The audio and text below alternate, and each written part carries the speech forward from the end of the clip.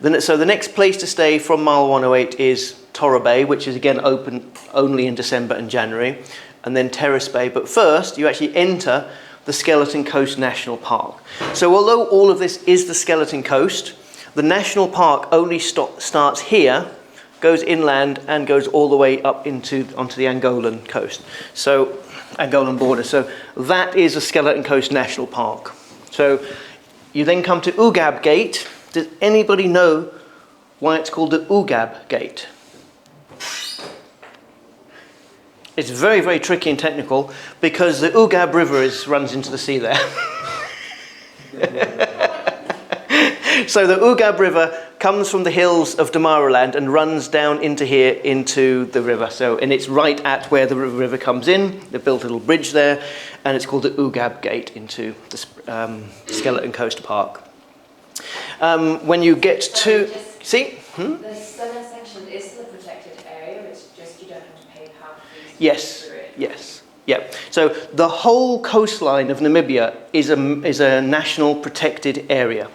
Every single kilometre. It's the only country in the world that has its entire coastline protected under national park status.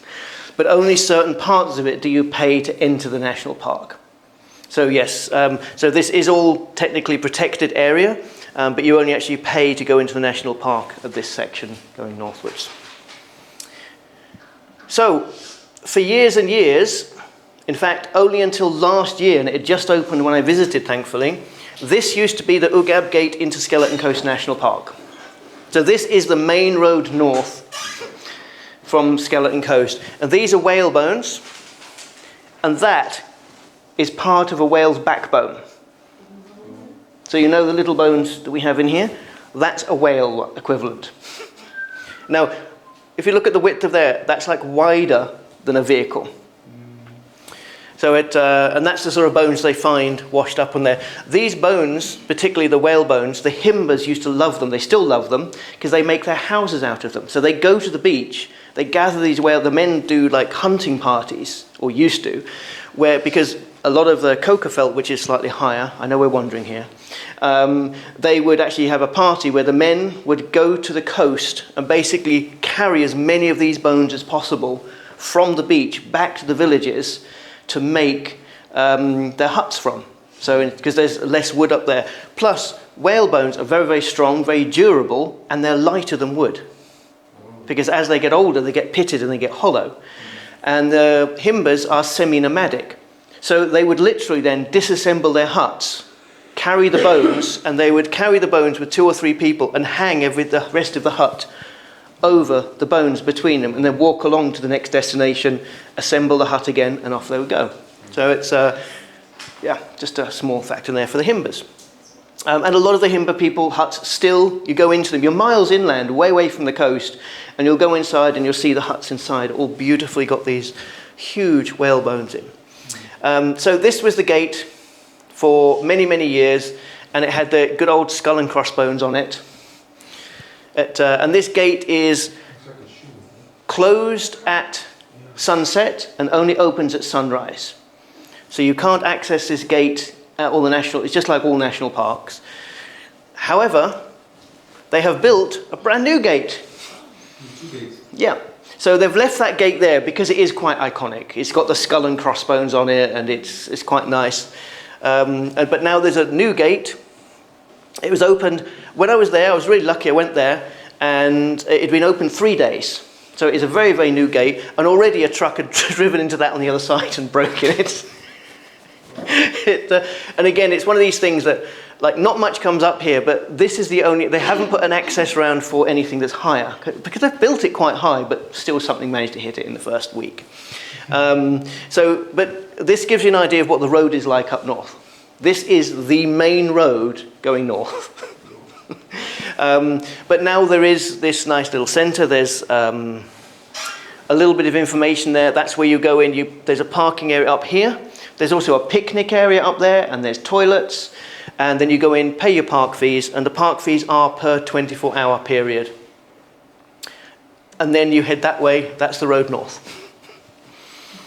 And then you're up here. Now, you can only enter the gate under two conditions. One, if you're going to either exit the Springbok Gate here or the Ugab Gate before sunset, or you have a reservation, confirmed reservation at Terabay, Torabay or Shipwreck Lodge. If you turn up at the Ugab Gate, or if you're coming in from Damaraland at the Springbok Gate, you don't have a reservation for anywhere inside the park, and those three places are the only three places inside the park. And it's after, well, depending which way, 1 hour to sunset in this case, they won't let you in the gate, because you can't get anywhere and leave the park. You can't stay inside, like all national parks, you can't stay inside the national park unless it's an authorised accommodation after sunset. I think it's 3 o'clock. For the Ugab Gate, yeah. And it might be about the same or a bit less for the Springbok Gate. But even if you have a booking, if it's too late, they won't let you in the gate. They're fairly flexible up there. Passing through, coming in and going out. Yes, then, they're very strict on there. 3 o'clock. Yes, yeah. But even if you're here and it's 5 o'clock in the afternoon and sunsets at 6, they won't let you in, even if you have booking at Torabay and Terrace Bay. Having said that, the people are very nice at the gate. I mean, it's an incredible remote area. The lady that I spoke to, who was very proudly showing me around here, remembered me from 30 years ago when I used to go through. She's the same lady working at the gate for 30 years. Her family's all grown up and things now. But yes, so that's Ugab Gate. And they've kept the old gate there, and then this is the road north. I don't think I zoomed in enough to give you some idea of the distances on this sign. But you can see how the road is. It's not bumpy, not smooth, but it's salt with a layer of sand on it. Can I see the distances here? No, I can't reach out. But yeah, so that's the Ugab Gate. As you can see, there's not a great deal there.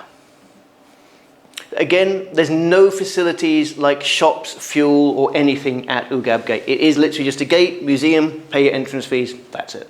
So presumably now, like people used to go up and take a photo at the gate, presumably you can't do that now. You have to enter the park. Technically. I don't think they would actually bother too much there. I mean, to give you an idea, when I went into the office to pay my fees, because the gate's wide open, it's not like there's nobody at the gate going, stop, the gate's wide open. So I drove up and I parked, I did my photographs, I went into the office inside and waited 5 minutes before somebody appeared. And then, because I mean, it's like the gate, well, you get a rough idea just from the video. Maybe I was there in a fairly busy season and they were having maybe 8 vehicles a day through the gate. So it's, yeah.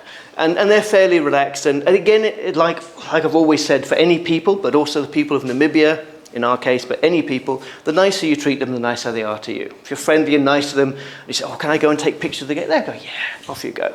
If you're mean to them, they go, yes, pay this first.